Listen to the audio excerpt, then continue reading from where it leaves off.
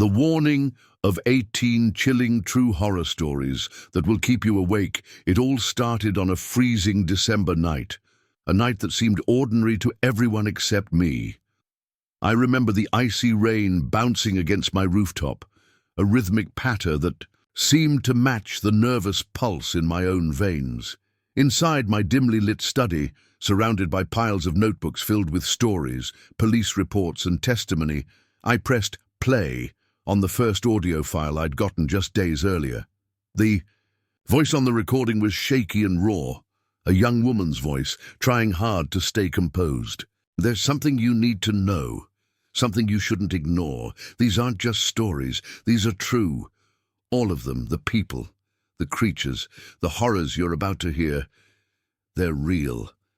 I paused it immediately. The silence afterwards seemed oppressive, heavy, not the kind of silence you find when you turn off a song, but the kind you find when something else is listening, quietly, from just outside your view.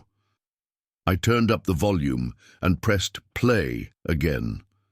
The woman drew a deep, shaky breath and whispered, 18 stories, 18 nights of pure fear. Each a piece of a puzzle you're not meant to solve.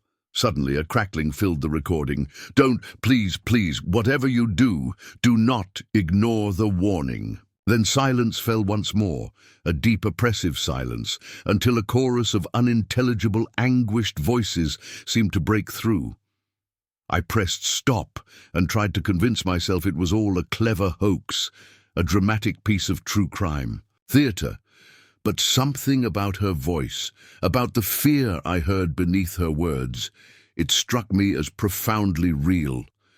As I sat there, staring at the waveform on my computer screen, a mess of spikes and drops, I felt a strange rush of paranoia. The room seemed colder, the shadows seemed taller somehow. The icy rain outside fell more forcefully against the window, nearly drowning my thoughts. Suddenly, a phone notification buzzed beside me. It was from an unknown number. A single sentence appeared on the lock screen. "Don't say you weren't told." My pulse skyrocketed. Who was this person? How were they able to send me a message directly to my phone, without a number I recognized? With shaky hands, I opened the message. There was a photo attached, a dimly lit snapshot of my own back, sitting in my study just moments earlier, hunched over, listening to that recording. Someone had gotten close enough to photograph me without me seeing or hearing a soul.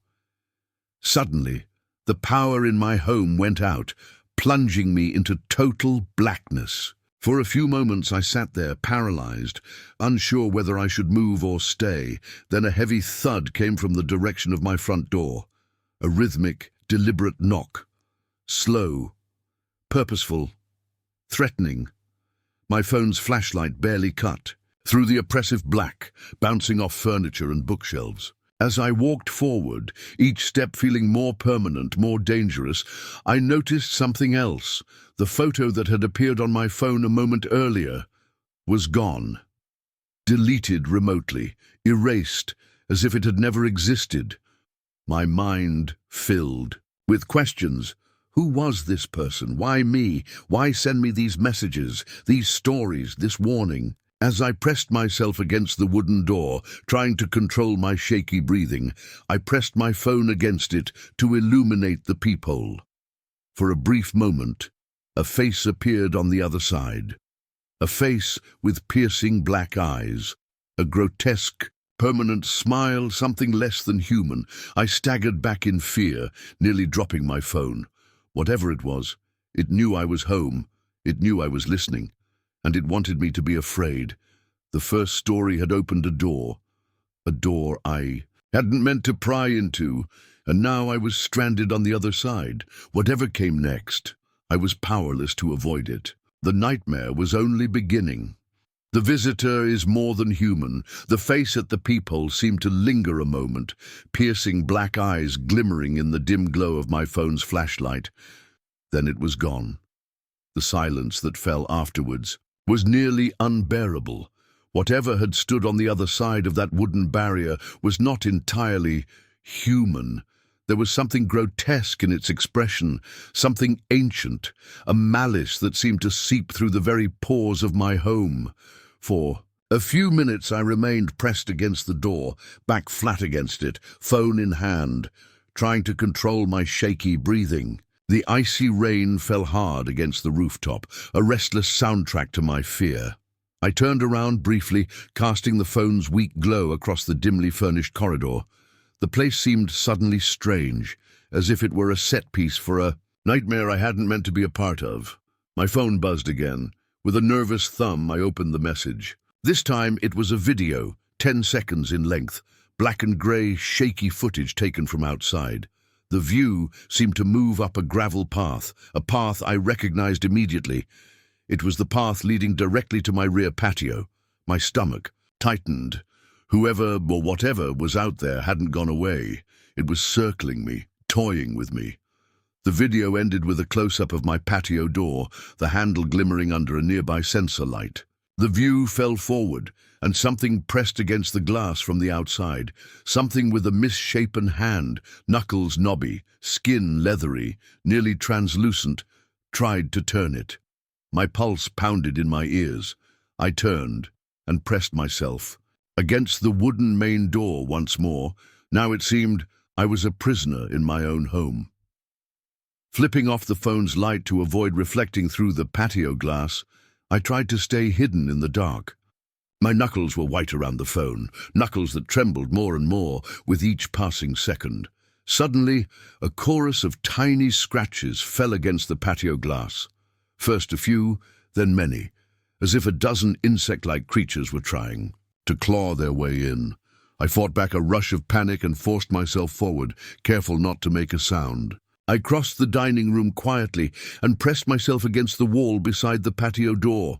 With a deep breath, trying to stay calm, I turned my phone's light back on and shone it directly into the patio.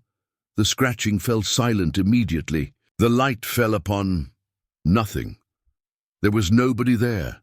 The patio was abandoned. The rain fell undisturbed upon the wooden deck.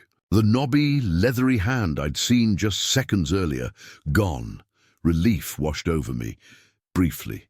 Then I noticed something else. A small piece of paper, a Polaroid photo, was wedged under a flower pot on the patio. My hands trembled as I opened the patio door just enough to grab it and dart back inside, locking it quickly afterwards. Using my phone's light, I turned the photo over. It was a picture of me, asleep, in my own bed. Just nights earlier, something had gotten close enough to photograph me without me noticing. Scrawled across the bottom in shaky red ink were the words, 18 stories. 18 nights. The first has come to many more to follow. Suddenly, all the puzzle pieces fell into place. This hadn't been a random attack or a coincidence. It was a campaign, a purposeful, deliberate descent into fear. 18 stories. Meant to unveil something hidden, something I hadn't gotten to the bottom of yet. I pressed the photo against my chest, trying to stay calm, trying not to let the fear undermine me. Whatever this was, whatever was trying to communicate, it was just beginning. The first story had crossed a barrier. The rest were yet to come. And I was the unwilling keeper of their messages, the only soul meant to witness their horrors in full. The apparition of a long-forgotten secreti barely noticed the thunderclap that followed. A deep boom that seemed to ripple through my whole body because I was staring in disbelief at the photo in my hands. How had it gotten close enough to photograph me, asleep, vulnerable, without me ever waking up? The rain fell hard against the patio, adding a sinister soundtrack to a nightmare I seemed powerless to wake from. Whatever was orchestrating these messages, this 18 stories, it was not bound by ordinary limits. It crossed locks, closed doors and physical spaces without a trace.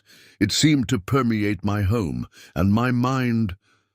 I turned the photo over in shaky hands. Flipping it back, I pressed it against the phone's light once more, trying to find something, a hidden detail, a pattern that might explain it.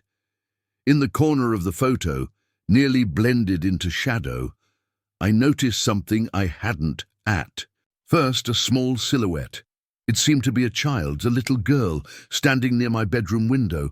Her face was a black void, two piercing white points where her eyes should have been. My pulse faltered. Suddenly a rush of memories tried to surface, something I hadn't thought about in years, something I hadn't allowed myself to remember. As a child, I'd lived in this very home. I'd had a little sister. Her name was Ava. Ava, the twin I barely remembered. Ava, who vanished without a trace when we were 7 years old. Nobody ever explained what happened to Ava.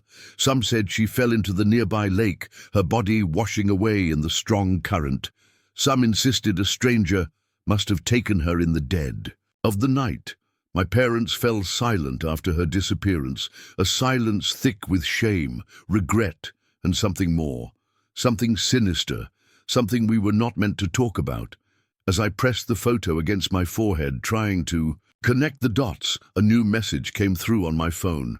It was an audio file labeled simply Ava. My hands trembled as I pressed play. The recording opened with a chorus of static and rain. Then a voice, a little girl's voice, whispered, "I'm here. I'm close. I remember everything. Do you?" The phone fell from my hands in shock, bouncing against the wooden floorboards. For a moment I was paralyzed, unsure whether I'd heard a ghost, a recording, or something else entirely. As I knelt down to retrieve it, a rush of icy air blew through the patio door, which was now ajar, though I hadn't opened it. The photo of me asleep fell from my grip and was swept outside by the freezing gust, tumbling into the rain and the dark. I staggered forward, phone in hand, following it, ignoring the icy rain against my face, ignoring the thunderclaps above, ignoring the fear that gnawed at me from within. Because for the first time in years, I felt Ava nearby, my twin, my missing piece, my greatest shame. And now, the key to this nightmare, whatever story we were in, whatever nightmare we were descending into, it seemed I was meant to find her, to confront whatever I'd forgotten, to face the horrors we'd kept buried. Ava was trying to show me something, something I hadn't been able or hadn't been allowed to remember. Until now, whispers of a long-buried truth. The icy rain fell in sheets now, blurring my view through the patio door's glass. As I pressed myself against it, phone in hand, I tried to make sense of what I'd just heard. Ava's voice, her message, "I'm here, I'm close, I remember everything. Do you?"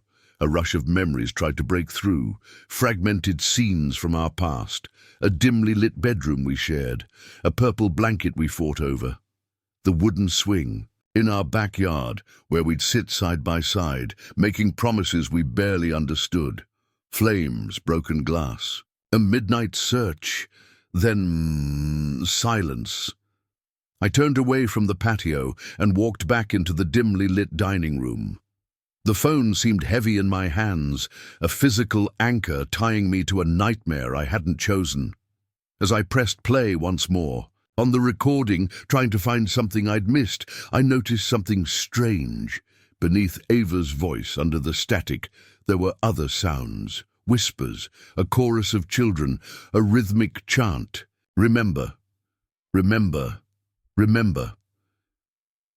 Suddenly, the power faltered. The lights dipped and then went black. For a moment, total silence fell, the kind you find in a deep cave, a silence that seemed alive and oppressive. Then a rhythmic tapping started, first against the patio glass, then against the dining room window, then from somewhere within. I turned on my phone's light and tried to illuminate the room, but the weak glow seemed to illuminate only a small circle, a small island of light in a growing ocean of shadow. The tapping fell into a pattern. Tap, tap, pause. Tap, tap, tap, pause. A code, a message, something meant for me. Suddenly the phone fell from my hands and struck the wooden floor, bouncing once. As I knelt to retrieve it, the phone's light fell directly upon something that hadn't been there a moment earlier, a small wooden box, child's size, resting in the center of the dining room. My pulse skyrocketed. My breath came in short, shaky bursts. Slowly I crossed the room and knelt in front of it. The box was marked with a symbol I hadn't noticed in years. 2 hands pressed together, a small flower blooming from their center. A symbol Ava and I used to draw in our notebooks.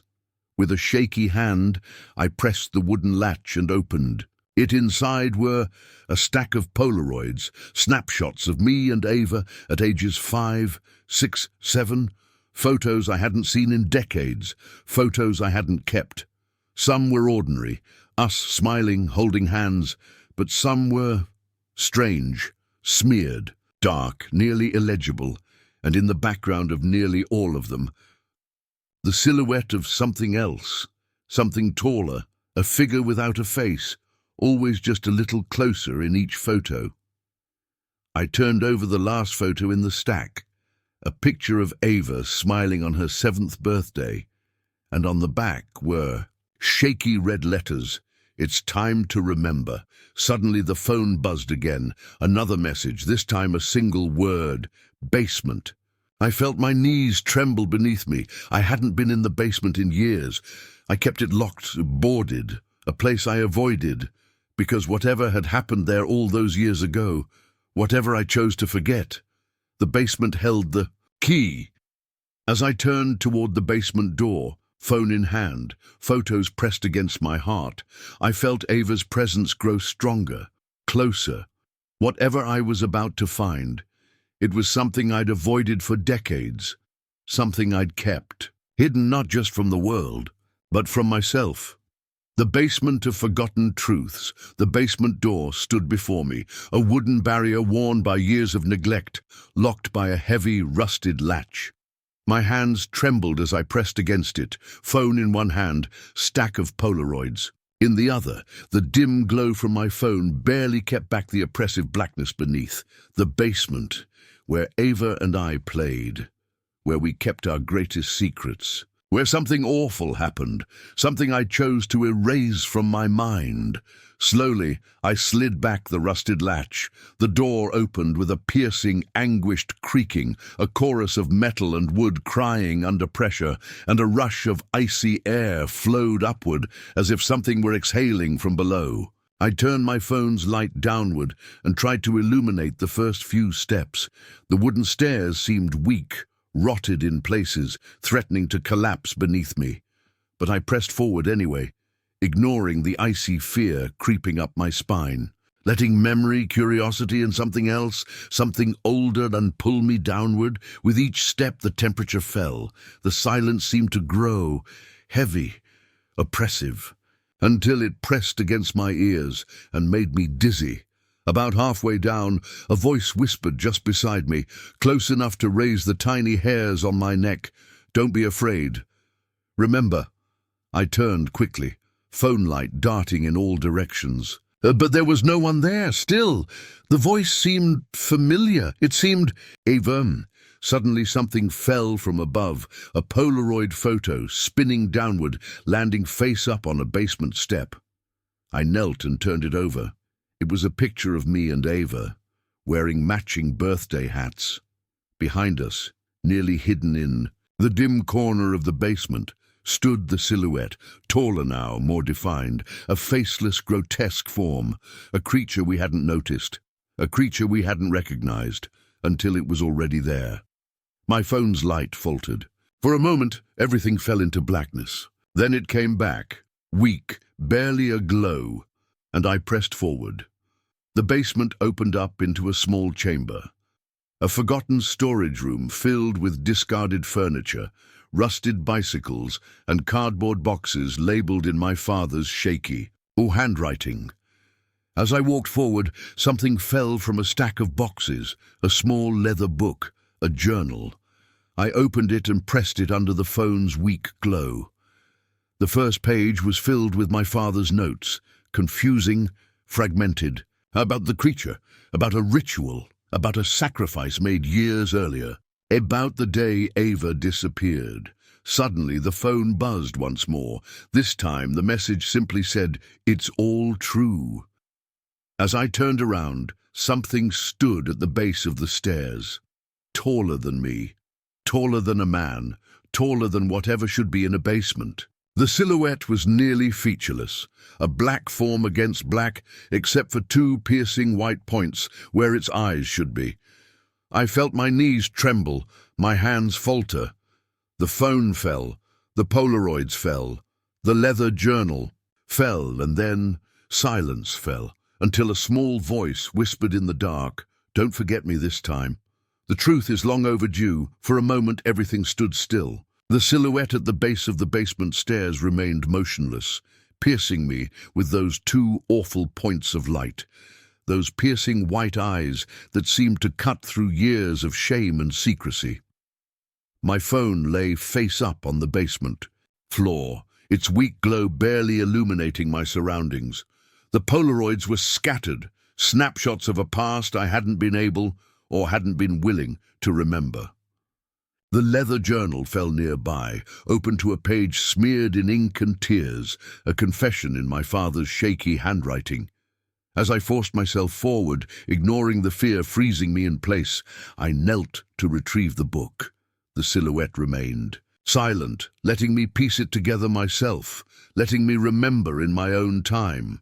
Flipping through the pages, I read my father's account, the ceremonies, the promises, the sacrifice. A creature, something not entirely of this world. I had come to him in a moment of weakness and made a deal. In exchange for health, happiness, and peace for me and Ava, it demanded something in return, a soul, a permanent anchor, someone to stay, someone we barely noticed when it fell into shadow. My father chose Ava, his own child, my twin. The price for my happiness was her eternal entrapment in this nightmare. Suddenly it all fell into place. The years of silence, the erased memories, the hidden basement, and now the creature had come to collect the rest of its due, because promises made in the dark never fade with time. The silhouette pressed forward a step. The two piercing points glowed a little more fiercely. As I turned the last page of the leather book, I fell upon a photo of me and Ava holding hands, taken the day before. Her disappearance, with something barely visible in the background, the creature already close, already waiting. It's time to remember, to let me go. Ava's voice seemed to illuminate the basement. A chorus of love, sadness, and release, and in that moment, I made a choice. I turned toward the silhouette, toward whatever remained of my twin, and whispered, I remember it all." The creature trembled, faltered, then fell into a rush of ashes, a black sand that flowed downward into the basement's very foundation. As it fell, the points of light dimmed, and Ava's voice seemed to fade into silence, until all that remained was peace, peace hard won. Peace made whole. The phone fell dark. The Polaroids fell silent. The leather book closed on its own. And for the first time in years that the basement felt empty, the nightmare gone. I turned and walked back up the stairs, back into the dimly lit home, and as I crossed the threshold, a single ray of sunlight broke through a crack in the clouds outside. A new day. A new beginning. Ava was gone, but not forgotten, and I was free.